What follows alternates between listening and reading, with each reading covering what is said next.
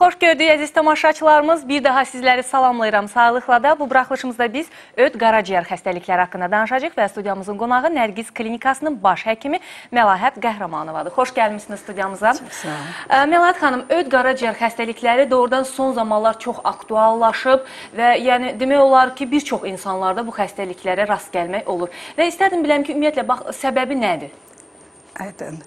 Demək, biz bilirik ki, son vaxtlarda ən qlobal mövzulardan biri də öd qaraciyər xəstəliklərdir. Təbii ki, öd qaraciyər xəstəlikləri dedikdə bunları ayırmaq mümkün deyil. Çünki burada hər iki orqan bir-birinə çox bağlı olduğu üçün burada hər ikisinin funksiyası bir-birindən asılıdır. Qaraciyər funksiyası yəni pozulduqda təbii ki, öddə də problemlər yaranır. Öddə problem yarandıqda yenə qaraciyər yüklənir. Ümumiyyətlə, orqanizmin demək olar ki, həm vitamin deposu sayılan qaraciyər, həm orqanizmin filtri deyərdik və öd demək olar ki, həzm prosesi orqanlarında ən mühüm rol oynayan bir orqandır.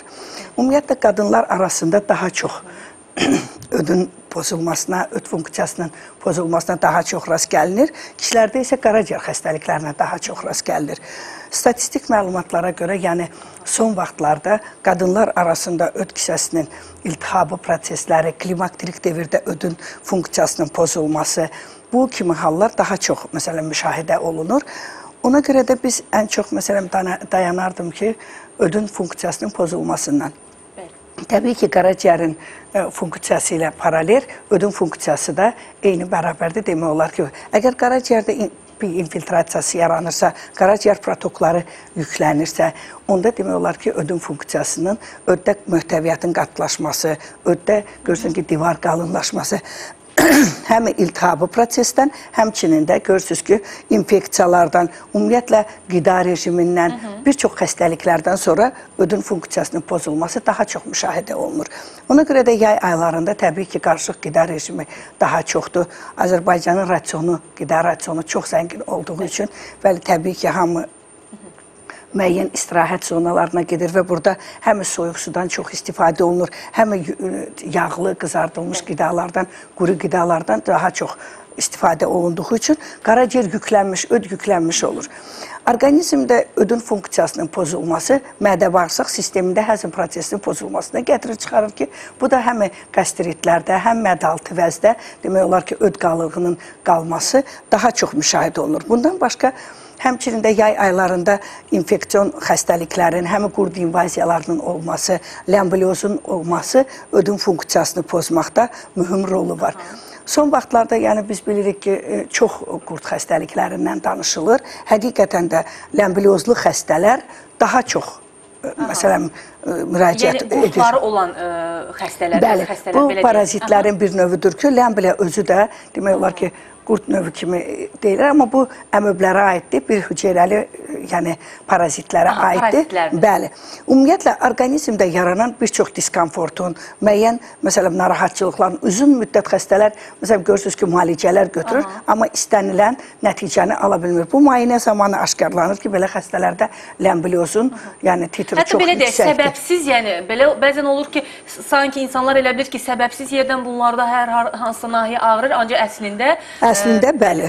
Demək olar ki, belə insanlarda ürək bulanma çox olur, öyümə halları çox olur, səhər duranda ağızlarda acılıq olur, sağ qabırğa altı nahiyədə görürsən ki, ağrıların, küt ağrıların olması, hətta xroniki qastrit, xroniki xolecistitdə görürsünüz ki, belə insanlarda tez-tez, məsələn, tutma şəkilli ağrılar olur, həddindən artıq tez-tez ürək bulanmalar olur, gün ərzində ağızda quruluğun olması, həddindən artıq ağızda suyun ifrazatının artması, bu kimi halları görən insanlar, yəni həkimə müraciət edirlər və uzun müddət müalicələrdən istifadə edirlər və istənilən nəticəni ala bilirlər. Burada müalicə kompleks getməlidir ki, həm parazitlərə qarşı, həm ödün qaraciyərin funksiyasını bərpa etmək üçün, həmçinin də mədə-bağırsaq sistemi xəstəliyi kimi müalicə olunan xəstələrdə öd nəzərdən qaçır və bunlarda daha kəskin, məsələn, görürsən ki, daha da kəskinləşmə gedir. Ümumiyyətlə, öd funksiyasının pozulması, öddə yaranan durğunluq,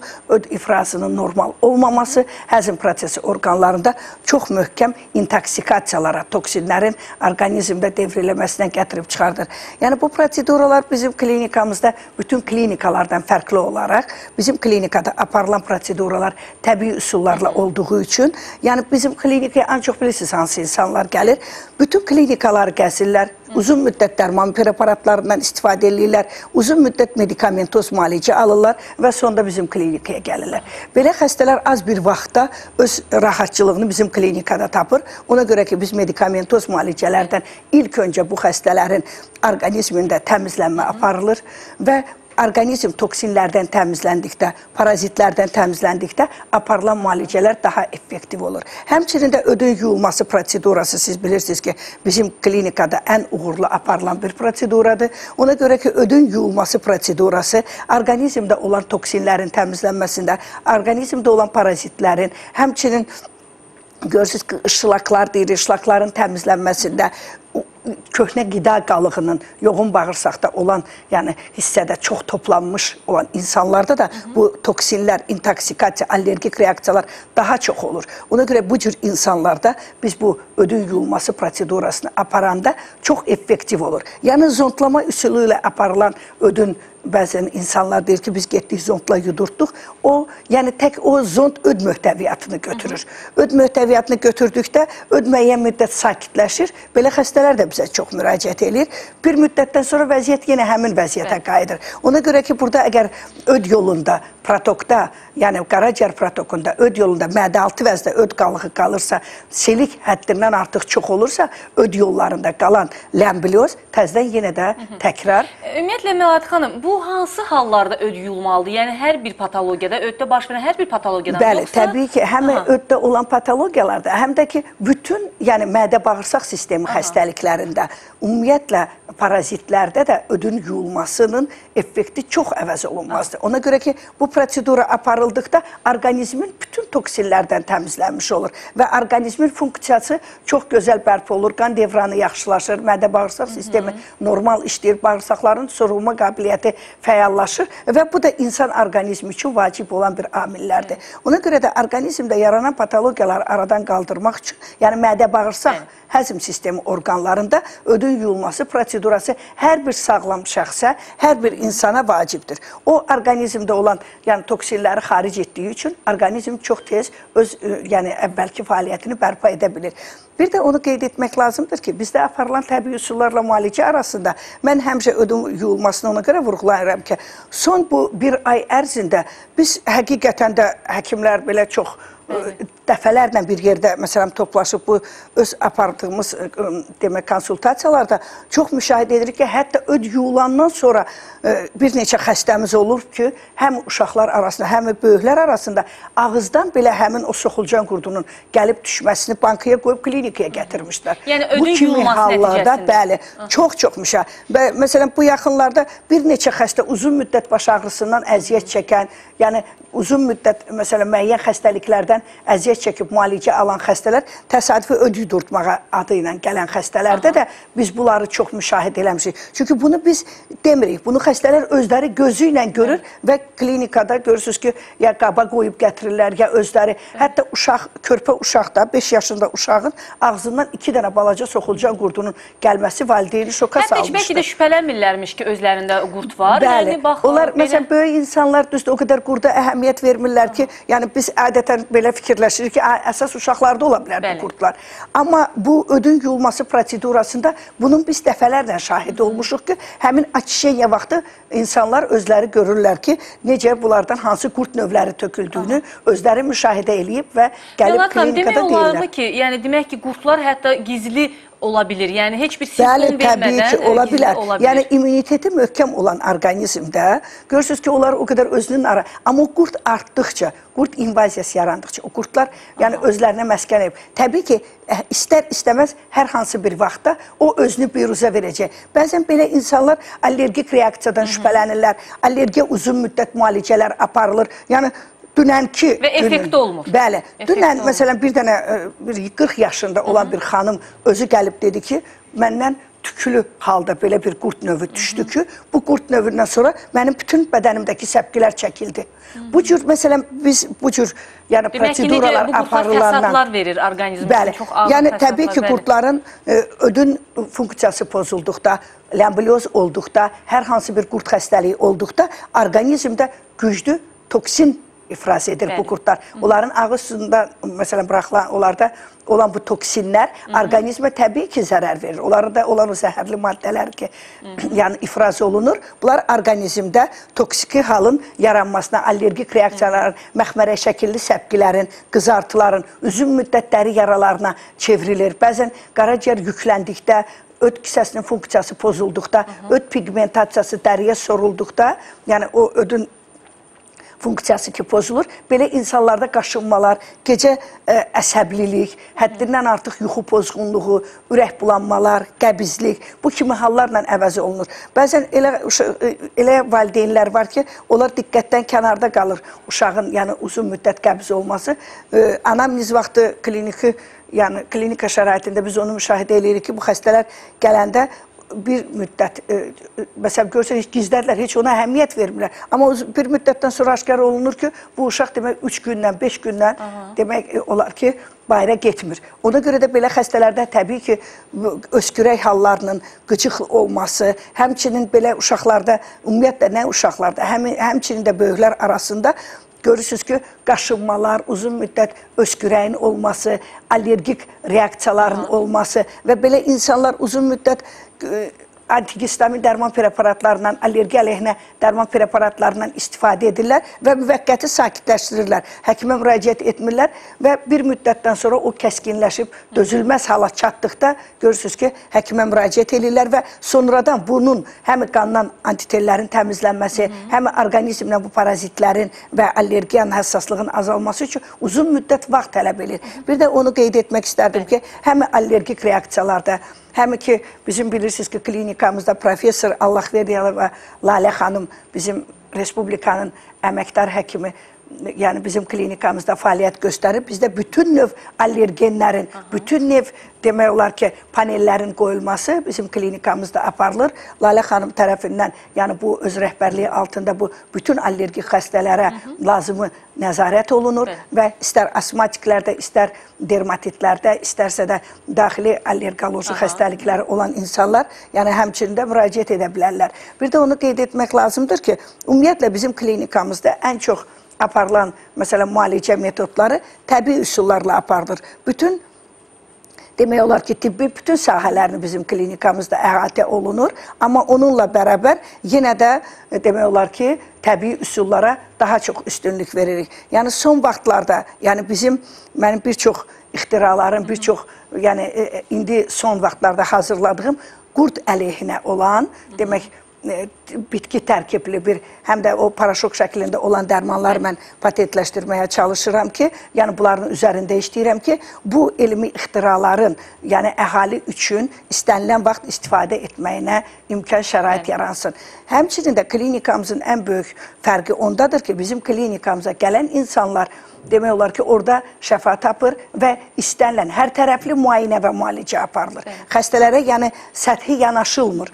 Verilən müalicələr, yəni tətbiq olunan müalicələr təbii üsullarla olduğu üçün orqanizmə heç bir zərər vermir. Bilirik ki, qurd xəstəliklərində, istər medikamentoz müalicə, öd-qaraciyər xəstəliklərində bu orqanizmin yüklənməsində dərman preparatlarının da müəyyən rolu var. Çünki uzun müddət dərman preparatları istifadə edən digər insanlara... orqanlara fəsad, yəni bir fəsadlaşmalar olur. Qurd xəstəlikləri üçün içilən dərman preparatları bilirik ki, qaraciyəri yüklüyür, qaraciyərdə müəyyən fəsadlar yaradır, amma bizim verdiyimiz təbii vasitələrdən olan dərman bitkiləri demək olar ki, orqanizmi tam təmizləyir və orqanizmdə heç bir fəsad yaratmır. Melahat xanım, ümumiyyətlə, bax, bu öddə, qaraciyərdə baş verən patologiyalar, deyək qaraciyərdə. Bu öddən irəli gələn fəsad olaraq patologiya baş verir qaraciyərdə, yoxsa hardan, yəni nədən irəli gəlir? Ümumi orqanizmin patologiyası, yəni bayaq qeyd etdiyimiz kimi infeksion xəstəliklərdir, qida rejimidir, medikamentoz müalicələrdir, kimyavi, məsələn, zəhərlənmələrdir. Hamısı gəlir fəsadlaşır, yəni qaraciyər. Yəni qaraciyərdən filtravasiya olunur, ötürülür ödə. Ödün məhsulu qaraciyərin məhsuludur. Çünki qaraciyər filtravasiya eləyir, ötürür ödlüyə. Ödlüyün özündə yaranan problemlər isə bütün orqanizmdə həzm sistemi orqanlarına zərər verir. Çox olur ki, xəstələr ki, mədə-bağırsaq sistemi üzrə müəyyən müalicələr götürür. Uzun müddət, məsələn, qastritdən müalicə alır, istər, məsələn, dudinit olur, istər kəskin xolicistit olsun. Hər hansı bir daxili orqanlarda gedən, yəni həzm sistemi orqanlarında gedən patologiya olsun, burada ödün rolu mütləq olur. Çünki həzmi verən öd kisəsinin normal fəaliyyətinin olmaması orqanizm üçün böyük fəsad yaradır. Öddə qatılaşma olur, öddə divar qalınlaşması olur, öddə görürsünüz ki, poliplər olur. Bəzən belə xəstələr fikirləşir ki, polip özü də öddə, məsələn, öd daşmasına, ödün funksiyasının pozulmasında mühüm rolu var. Belə xəstələr vaxtaşırı ödünü yumağı daha məqsədə uyğundur ki, öd möhtəviyyatı qatılaşdıqda təbii ki, bir müddət sonra həmin xəstələrdə, yəni xroniki xolicistit uzun müddət davam edərsə, təbii ki, belə xəstələrdə sonralar öd daşının əmələ gəlməsi müşahidə olunur. Ona görə vaxtında öd kisəsinin yuyulması orqanizm üçün bütün orqanizmin yükdən təmizlənməsindən çox gözəl nəticə verir. Melahat xanım, bax, bəlkə də tamaşaçılarımızda belə sual yarandı ki, bəs biz necə edək ki, yəni düzdür, siz verilişin başlanğıcında dediniz bunları, ancaq bir daha təkrarlanmanızı istəyirəm ki, öd qaraciyarı qorumaq üçün ən əsas, profilaktik olaraq nə tədbirlər etməlidirlər? Yəni ağır fəsadlara, yəni ağır patologiyalara gəlib çatmamaq üçün. Təbii ki, orqanizmdə olan qida bizim gündəlik həyat tərzimizdir. Hər bir insan istənilən vaxt ən sağlam insan da xəstələnə bilər. Amma düzgün qida rejimi olduqda, hətta orqanizmdə yaranan patologiyaları aradan qaldırmaq üçün istər qaraciyər xəstəliklərində, istər mədə-bağırsaq sistemi xəstəliklərində infeksion xəstəliklərin başlıca rolu var. Ola bilər ki, hər hansı bir vaxtda insanlar, məsələn, qriplə, hər hansı bir viruslarla, infeksiyalarla rastlaşsın. Təbii ki, bunlar vaxtında müalicə olunmadıqda qaraciyərə də, ödə də, istər mədə-bağırsaq sisteminə, istər mədə-altı vəzə öz yüklənməsini gətirib çıxarır. Ən çox, məsələn, yerli-yersiz, lazımsız müalicə metodları, arıqlama metodlarından istifadə edirlər, öz başına lazımsız çox çaylar içirlər, hətta həblər atırlar, kimisə hansısa qonşunun arıqlama üçün içdiyi dəmləmələrdən, ya hansısa tabletlərdən istifadə edirlər. Bu, özü də orqanizmə müəyyən fəsad verir. Dizbakteriozların yaranmasında, yəni mədə-bağırsaq sistemi xəstəliklərində ishalın olması, həddindən artıq qəbizliyin olmasına gətirib çıxarır ki, bu öz başına müalicələr. Sonradan bu orqanizm öyrəşdikdən sonra bunlar bunun öhdəsindən gələ bilmirlər. Çox xəstələr gəlir ki, uzun müddət hansı bir çaylardan istifadə etmişəm. Təbii ki, bu öd-qaraciyər funksiyasının pozulmasına gətirib çıxarır. Həmçinin də orqanizmdə yaranan bağırsaq florasının pozulması olur ki, bu həm dizbakterioza, həm qəbizliyin yaranmasına, ishalın tez-tez əvəz olmasına, ya görürsünüz ki, çox xəstələrdə biz rast gəlirik ki, sonradan xroniki qastritlər yaranır. Bunlarda öz başına aparılan müalicələr orqanizmə çox zərər verir.